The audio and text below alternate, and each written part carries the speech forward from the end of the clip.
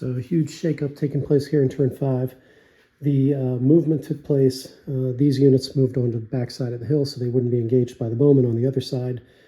Melee will continue. Those swordsmen and the leader did move all the way across because they've got plenty of movement and get to the point where they were going to engage the other leader in, single combat. They've made the challenge successfully, but before that could happen, before one-on-one challenges, you get siege engine fire. Siege engine, even chances to be loaded. Last turn I rolled a 2, this turn I rolled a 6. So in both cases, I'm saying evens are for even chances. And it was well within 30 and did have a line of sight there on the end and rolled double 6s all the way over here. Double 6s, which means six bowmen lost their lives in that one exchange. Now that doesn't force a morale check, but what comes up next probably will, because the Viking leader in the one-on-one challenge, all melees, everything, all activity now comes to a cease while the one-on-one challenge happens. The Viking leader rolled a 7, the peasant leader rolled a 3, and that's going to be a kill, I believe. Let's take a look.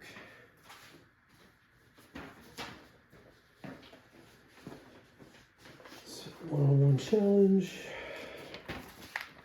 A score of 7. Oh no, does not kill. A score of 7 drives the opponent 12 inches away. Honor is satisfied, and the one-on-one combat ends. So I'm going to drive him back, and then we'll go on to melee. Okay, so finishing out the melee. The heavy horse, so the spearmen wanted to act defensively so that they could strike from 2 ranks, which didn't matter ultimately because the heavy horse and the faction leader, I guess the faction leader shouldn't have rolled. Maybe I should I think I'm going to put 1 back on the board. So the faction leader was involved in,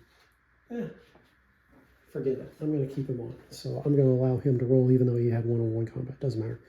So the 3 heavy horse wiped out 3 because they can't miss, basically. The spearmen coming back the other way did manage to score a 12 and remove one of the heavy horse. I forced a morale check. They are not footmen, so they don't get the special Viking berserk rules, but they did roll a 4. So those the heavy horsemen and the faction leader will remain in place. And then, yeah, what else is left here? That's morale check for the spearmen, because they lost 3 and they're down to 3. That's half. So I'm going to make them do a morale check now. They rolled a 2, and I'm pretty certain that means they're done. So those spearmen, they are rebellious peasants. 4 or below fails. So now I roll a d6 again to see what happens. D6 again. I rolled a 6. They rally in place. They can't move the next turn, but may defend themselves. Not much happened this turn. Another heavy horse was lost in disengaging. The Viking heavy horse, when disengaging, got struck from behind, and no, actually didn't get struck from behind, but when he was moving, got struck from arrow fire from that block again. The leader continued on. He has 2 wounds on him, but he's safe because nothing else can hit him this turn, and he'll make it over the crest of the hill in the next turn. And I think that's where we're going to leave it because both sides have been pretty well bloodied. I think the peasants might be able to force the issue and win, but I think these guys might be able to get back to their boat in time under cover of the siege engine. And I think that's how I'm going to just say this wrapped up.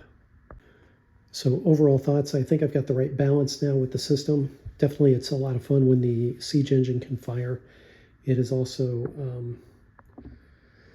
a pretty easy rule system to adjudicate. Not a lot of intricacy. I mean, there's still some nuance, don't get me wrong, and it still requires a little bit of referee and player participation to make sure that when we're dressing the lines and things like, and doing movement and things like that, that we're doing it in a realistic fashion, because I don't want to, rules lawyer this thing to death. But as far as fast play, yeah, it can resolve things pretty quickly and easy to understand.